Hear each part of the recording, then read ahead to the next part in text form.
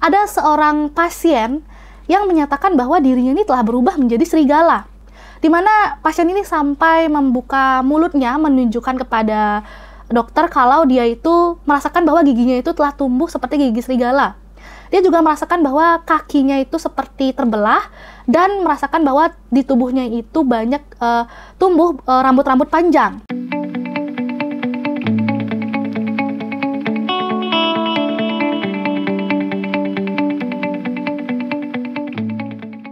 Good mood, apa kabar nih mood kalian hari ini? Semoga mood kalian dalam keadaan good ya, dan semakin good lagi setelah menonton video ini.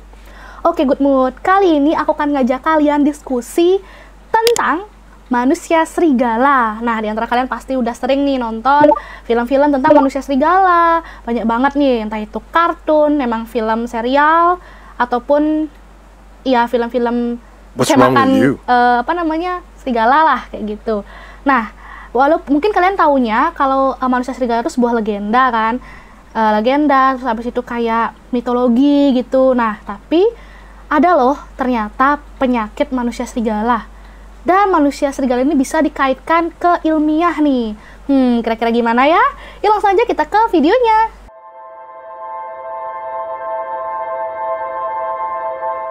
Oke good mood, sebenarnya legenda tentang manusia serigala ini udah ada dari zaman dulu kala, dari zaman Mesopotamia. Nah, beberapa ahli percaya bahwa manusia serigala pertama kali ada atau pertama kali debut itu di sebuah prosa berjudul The Epic of Gilgamesh. Ini adalah prosa barat tertua yang pernah dimiliki oleh manusia.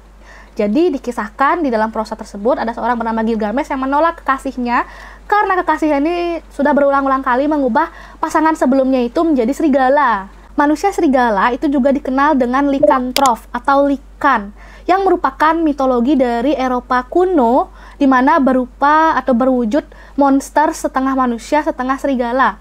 Sebenarnya istilah kata likantrof itu berasal dari Yunani kuno yang terdiri dari leikos yang berarti serigala dan anthropos yang berarti manusia. Sedangkan kata-kata leikan itu diambil dari sebuah puisi yang ditulis oleh seorang penyair Yunani kuno bernama Ovidius dengan puisi berjudul Metamorphosis. Sebenarnya di Yunani itu ada dua orang yang menceritakan tentang manusia serigala. Yang pertama tadi si penyair puisi Ovidius tadi. Yang kedua itu adalah seorang ahli geografis Yunani bernama Pausanias. Jadi mereka berdua ini sama-sama menceritakan tentang manusia serigala yang endingnya sama tapi alur ceritanya berbeda. Nah, versi pertama itu dari si Ovidius, si penyair puisi, di mana dia bercerita bahwa ada seorang raja bernama Lycaon yang tinggal atau berasal dari Arkadia. Raja ini sifatnya agak barbar dan brutal gitu. Nah, suatu hari si raja ini tertangkap basah sedang memakan daging manusia oleh si dewa Zeus. Jadi dewa Zeus itu marah dan akhirnya mengutuk raja ini menjadi manusia serigala.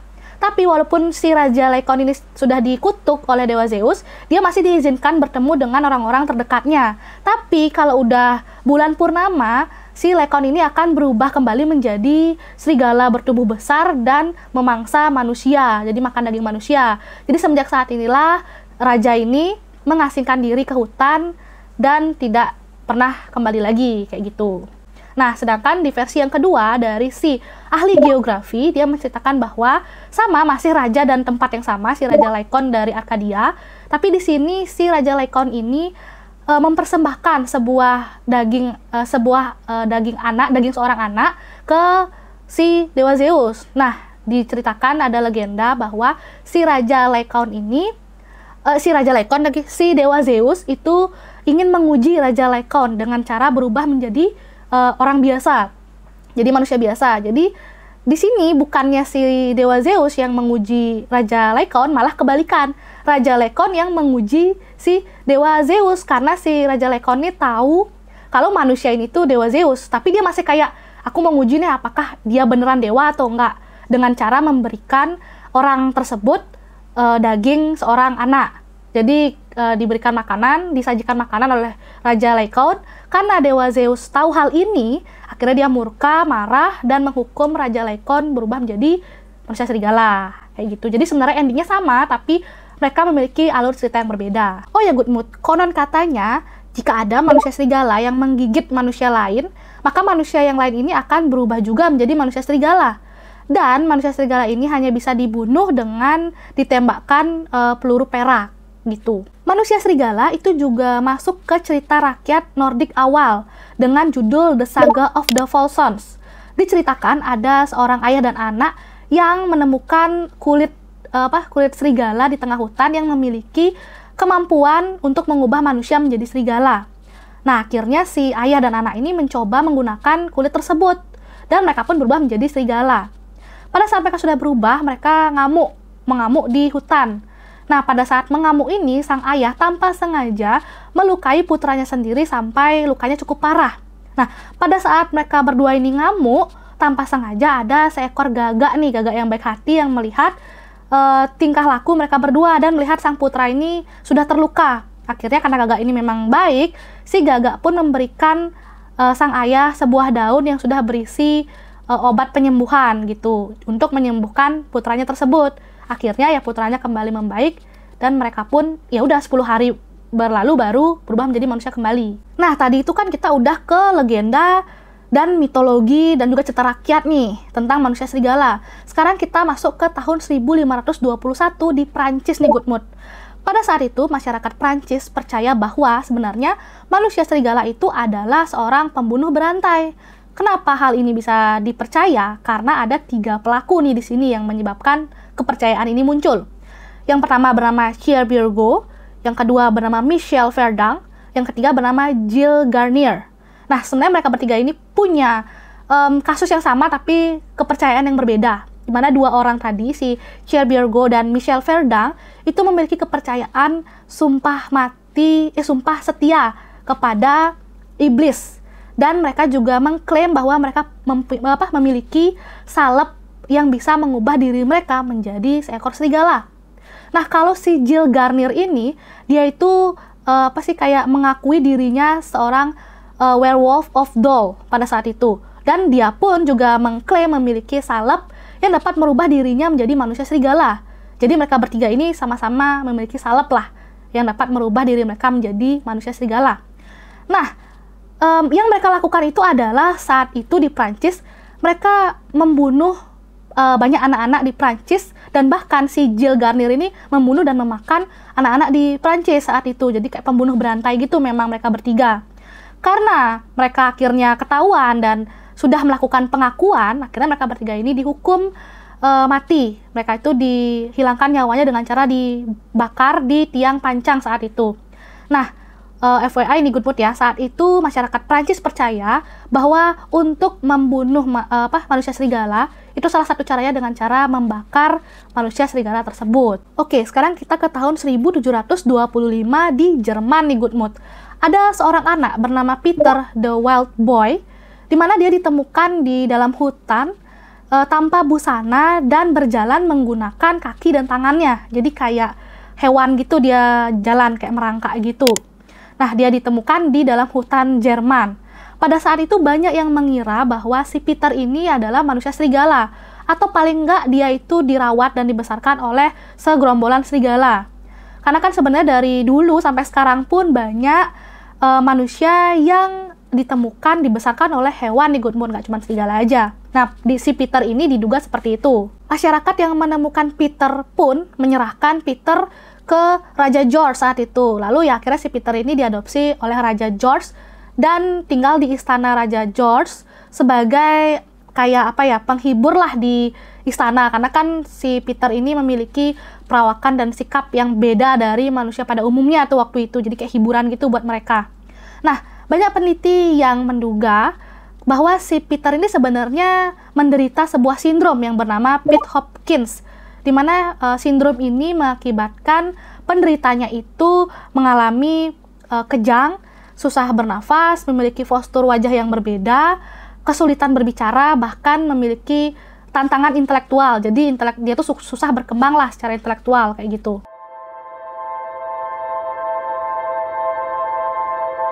Gagasan tentang manusia yang dapat berubah menjadi hewan itu sebenarnya udah ada dari zaman dulu. Bahkan kalau misalnya sekarang kita bahas lagi, itu masih banyak pertanyaan dan masih eksis lah untuk dibahas. Tapi banyak yang belum tahu nih Goodmood, kalau gejala manusia atau manusia yang bisa merasakan bahwa dia tuh berubah menjadi hewan, itu bisa dijelaskan secara ilmiah nih. Nah, ada yang namanya likantropi klinis, di mana gangguan ini tuh hampir sama seperti skizofrenia, bipolar, dan juga depresi berat.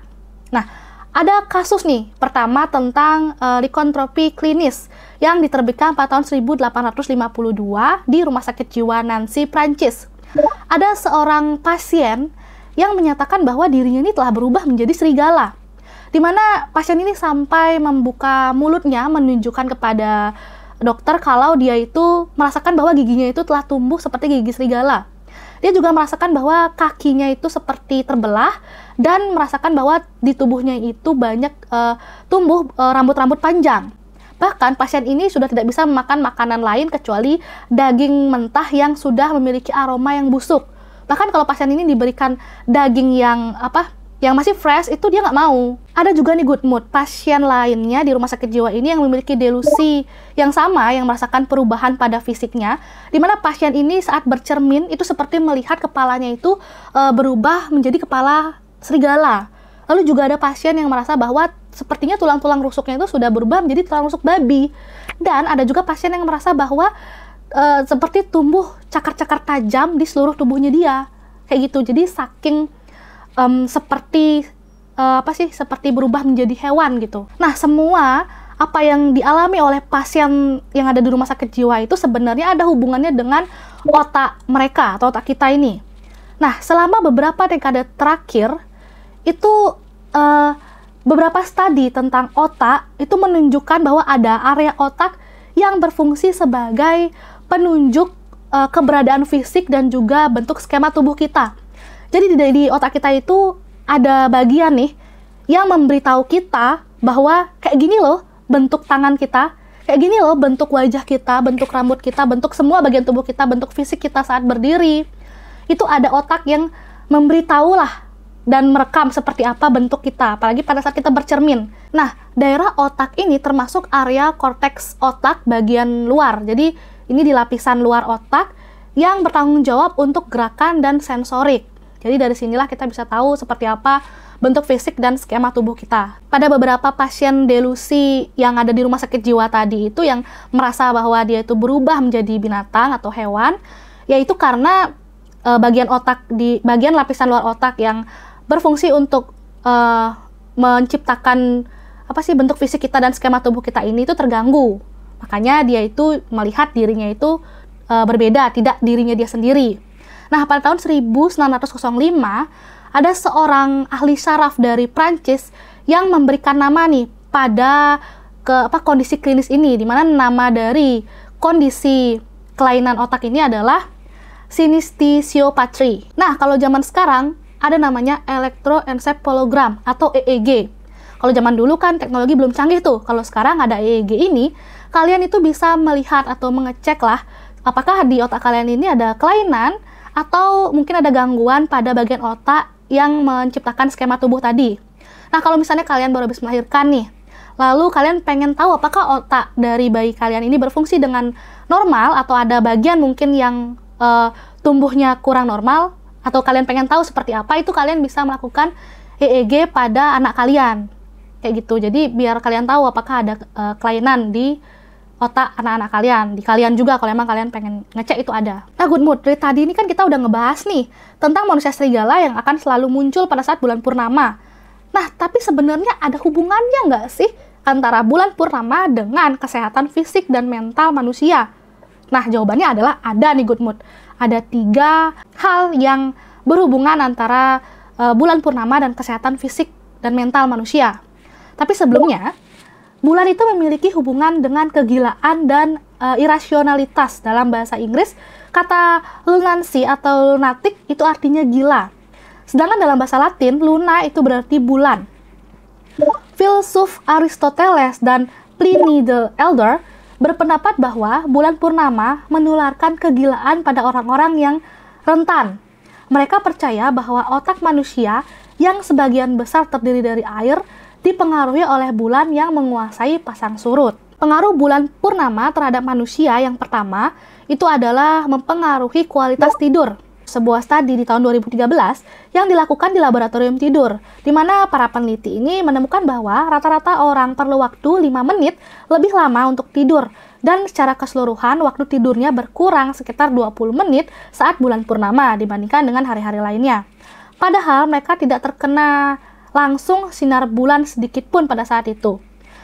Pengukuran aktivitas otak mereka menunjukkan bahwa jumlah tidur nyenyak mereka berkurang menjadi 30%. Mendukung gagasan bahwa bulan dapat mempengaruhi tidur pasien, ada seorang psikiater bernama Thomas Wern menemukan bahwa waktu mereka bangun tidur makin lama, sementara waktu mereka beranjak tidur tetap sama.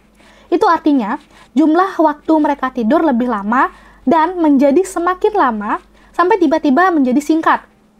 Hal ini disebut fase lompatan. Ini sering dikaitkan dengan timbulnya mania. Jadi gini, fase lompatan itu yang awalnya ini kita tidur dengan jangka waktu 8 jam gitu misalnya. Tapi karena ada fase lompatan, itu jadi jam tidur kita tiba-tiba pendek. Jadi otak kita itu kaget. Yang kalau memang orang ini tuh punya kayak penyakit skizofrenia, bipolar dan juga depresi berat, itu akan seketika melonjak menjadi ya depresi akut, bipolar akut, bahkan skizofrenia akut pada saat bulan purnama karena fase lompatan ini. Yang kedua, bulan purnama dapat mempengaruhi tekanan darah nih. Nah, saat bulan mendekat ke bumi, tarikan gravitasinya itu berubah dan sekumpulan air di bumi pun yang besar merespon dengan pasang yang lebih tinggi. Nah, ada seorang peneliti nih bernama Rusted Scott pada 2013 yang menemukan fakta bahwa efek dari perubahan siklus bulan pada sistem kardiovaskular mahasiswa laki-laki yang dijadikan peserta penelitian pada saat itu ditemukan fakta bahwa tekanan darah mereka itu turun pada bulan purnama dan juga detak jantung lebih cepat, lalu tekanan darah mereka juga lebih rendah pada saat bulan purnama. 3. Bulan purnama mempengaruhi suasana hati dan juga kesehatan mental. Perkembangan ritme sirkadian atau siklus bangun hingga tidur mempengaruhi banyak sistem tubuh manusia dan kesehatan fisik serta mental manusia. Akan tetapi, karena ritme ini dipengaruhi oleh cahaya bulan purnama yang lebih terang, dipercaya mempengaruhi ritme sirkadia ini. Nah, hal ini dapat memicu kegelisahan, gangguan bipolar, depresi, atau skizofrenia. Mereka dengan gangguan bipolar mungkin terpengaruh pada saat bulan purnama ini, di mana para peneliti telah menemukan bahwa gangguan bipolar dapat dipengaruhi oleh perubahan siklus bulan. Sebuah penelitian pada tahun 2018 oleh peneliti bernama Charles Scott meneliti 17 orang dengan gangguan bipolar cenderung lebih cepat beralih ke depresi atau mania. Depresi mania atau meningkatlah depresinya.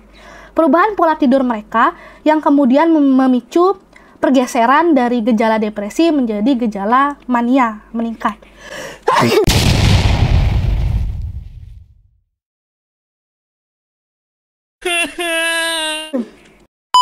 Nah, good mood.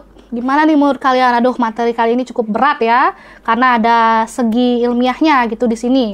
Dari legenda, mitologi, cerita rakyat, sampai kisah orang yang diduga manusia serigala, sampai ke penjelasan ilmiahnya. Ternyata, ya kalau misalnya dilihat dari penjelasan tadi yang udah aku kasih tahu, itu sebenarnya memang gangguan pada otak kita, pada diri kita gitu, yang menyebabkan kita tuh diberikan sinyal yang salah sama otak, yang membuat kita tuh ya berasa seperti serigala gitu loh.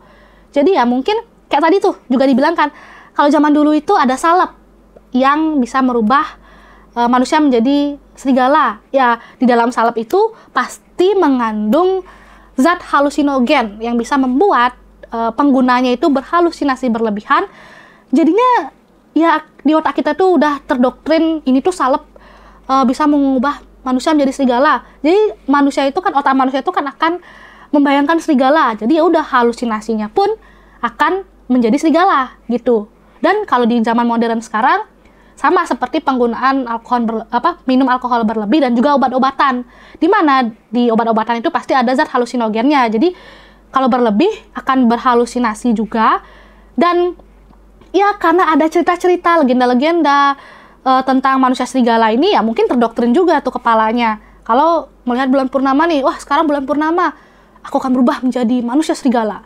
Ciat gitu. Setelah minum obat-obatan, alkohol berlebih, pemikiran otak isinya serigala aja, ya udah akan berubah menjadi serigala. Ya tapi mungkin kalau ada beberapa orang yang otaknya isinya buaya, akan berubah menjadi buaya.